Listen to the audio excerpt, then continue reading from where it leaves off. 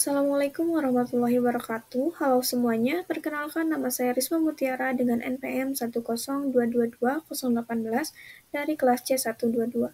Pada pertemuan 15 di mata kuliah Sistem Transaksi Keuangan Digital, saya akan membahas mengenai System Development Life Cycle atau SDLC.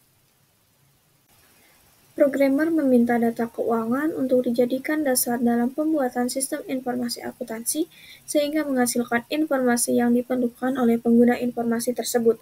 Namun terkadang informasi itu tidak sesuai dengan yang diterapkan, maka dari situ muncul ide bahwasannya pada saat akan mengembangkan suatu sistem informasi membutuhkan perencanaan yang jelas, dan muncullah istilah siklus pengembangan sistem atau SDLC atau System Development Life Cycle.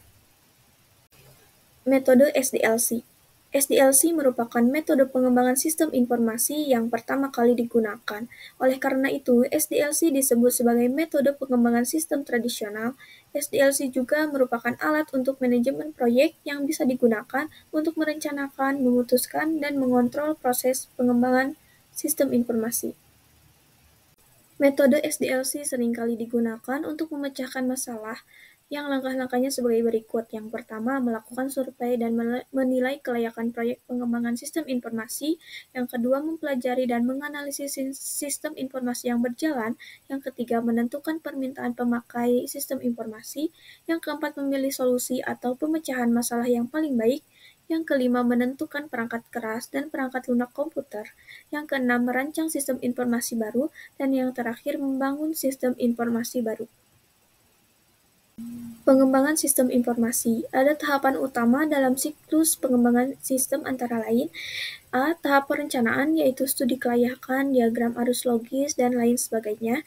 B. Tahap perancangan, yaitu laporan perancangan sistem atau rancangan desain, bagan arus, dan tabel keputusan, dan lain sebagainya. Dan yang C. Tahap implementasi, yaitu perencanaan perubahan atau pengembangan sistem, perencanaan pengujian sistem, dan jadwal operasi dan perawatan. Teknologi dan praktik-praktik pengembangan sistem. Yang pertama, pengendalian produktivitas analisis atau pemrograman. Yang kedua, pemrograman terstruktur. Yang ketiga, Computer-Aided Software Engineering atau CAS, yaitu proses yang menggunakan teknologi perangkat lunak. Yang keempat, prototyping, yaitu mendukung tampilan layar monitor. Dan yang kelima, teknik berorientasi objek, yang menjadi perangkat lunak lebih mudah diciptakan.